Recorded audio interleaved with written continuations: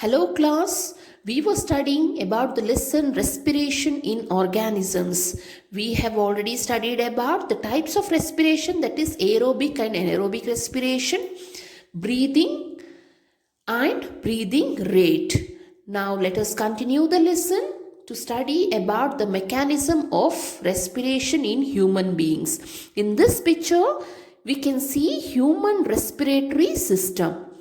Which are the organs that are involved in the human respiratory system? We can see nose, pharynx, trachea, lungs. Two more organs are diaphragm and ribs also help in respiration. So how do we breathe? We take in air through our nostrils. The air passes through our nostrils into the nasal cavity.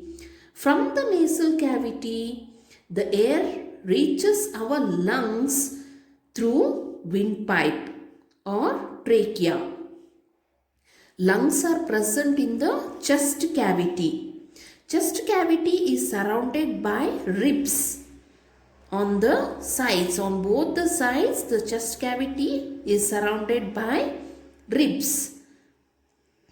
A muscular sheet called diaphragm forms the floor of the chest cavity. So what is found in the floor of the chest cavity? Diaphragm is there. Okay, it is a muscular sheet. When we breathe, the diaphragm and rib cage shows movement. Okay, can you see the picture of the lungs here? Yes.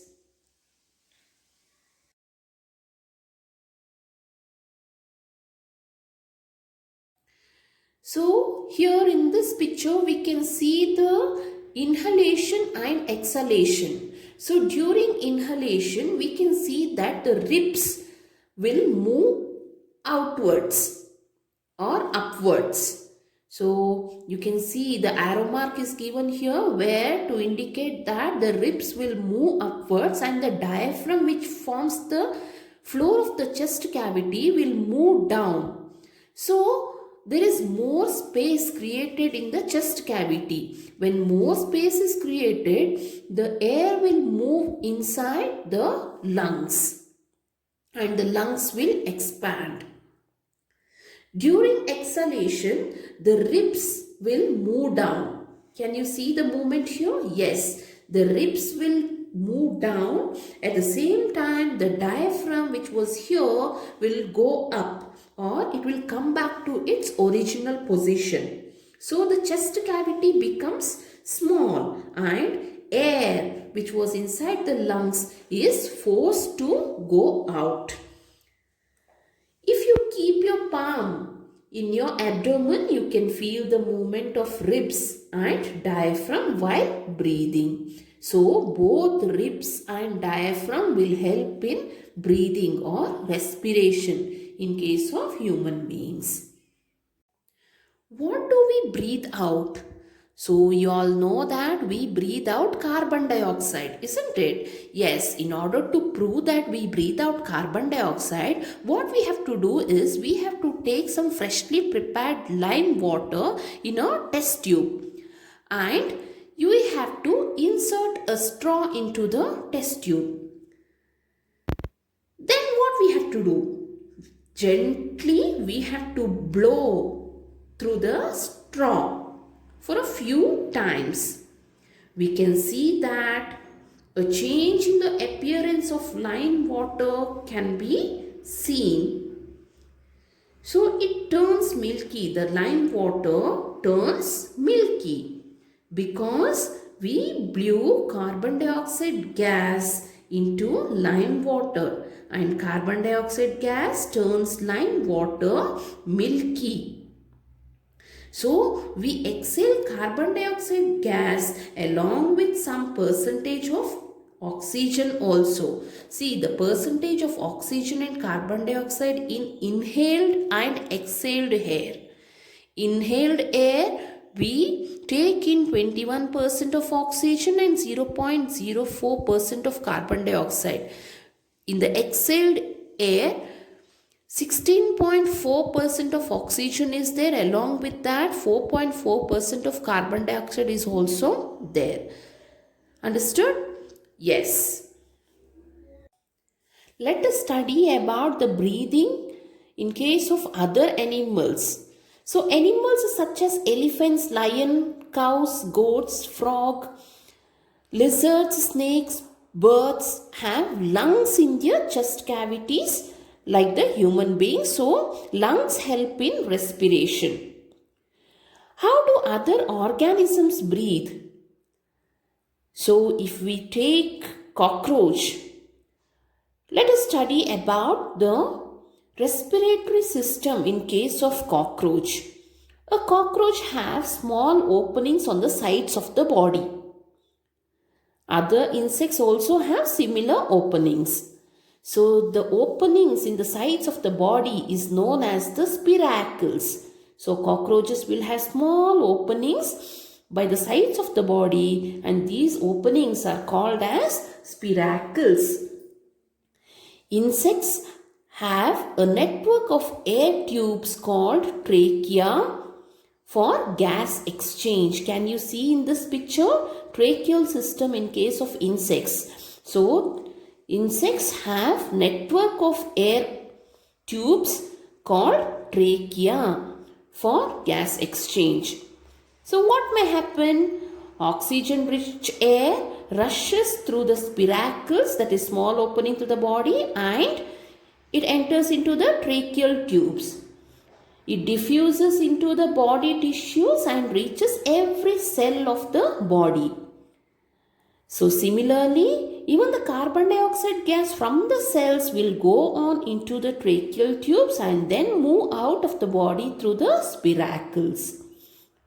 The air tubes or trachea are found only in insects and not in any other group of animals. So understood about the tracheal system in case of insects. So first of all, if we consider cockroach, it will have small openings by the sides of the body. It is called the spiracles. And these spiracles are connected to air tubes known as the trachea. So as the air moves in to the tracheal system through the spiracles, then it reaches every cell of the body, and from there carbon dioxide will be returned to the tracheal tubes and then move out through the spiracles.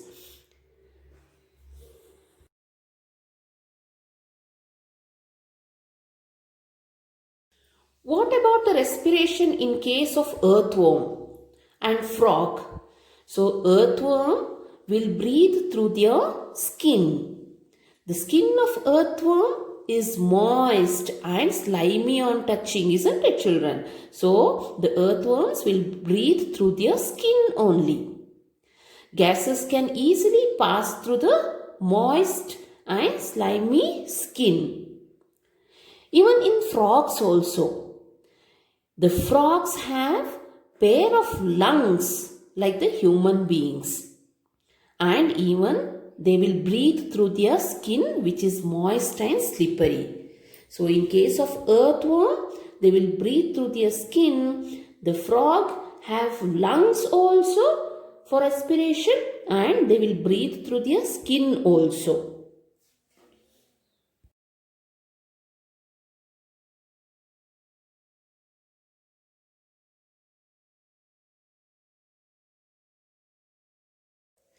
Breathing underwater. Can we breathe and survive in water? No, isn't it? Of course, we have to control our breathing, or we have to practice yoga so that we can survive underwater for few minutes. So there are many organisms which live in water. How do they breathe underwater? So these organisms have special organs for the process of respiration so that they can use the oxygen which is dissolved in water and use that oxygen for respiration. You all know that fish lives in water, and fish will have gills. so that they can use the oxygen that is dissolved in water. So gills are the projections of the skin. Gills are well supplied with blood vessels for the exchange of gases. There will be blood vessels in the gills. So supply of oxygen is done by the gills. Gills are the respiratory organs of fishes.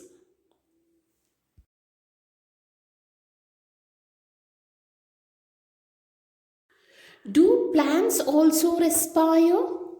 Yes, of course, they also take in oxygen from the air and give out carbon dioxide. In the cells, oxygen is used to break down glucose into carbon dioxide and water as in other organisms. So even the plants respire, they take in oxygen from the air and give out carbon dioxide. All this will go on in the cells of the plants. So oxygen is used to break down glucose into carbon dioxide and water as in other organisms.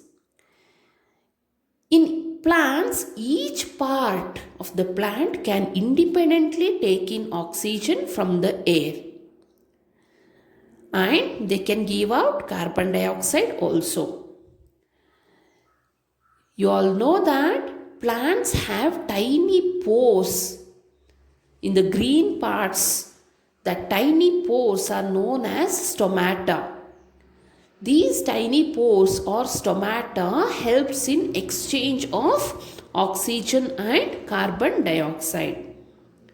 Even the roots of the plants also need oxygen to generate energy. So from where will they take the oxygen? Root takes up air from the air spaces present between the soil particles.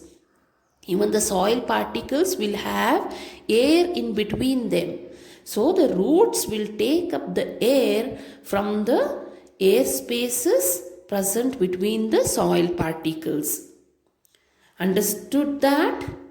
Even the plants will do respiration, or respiration go on with the plants also. They take in oxygen from the air and give out carbon dioxide. It is mainly through stomata, which are the tiny pores present in the green parts of the plant. And stomata helps in exchange of carbon dioxide and oxygen. Now in this lesson, we have studied that respiration is a vital biological process. It is an important biological process. All living organisms need to respire in order to get energy needed for their survival.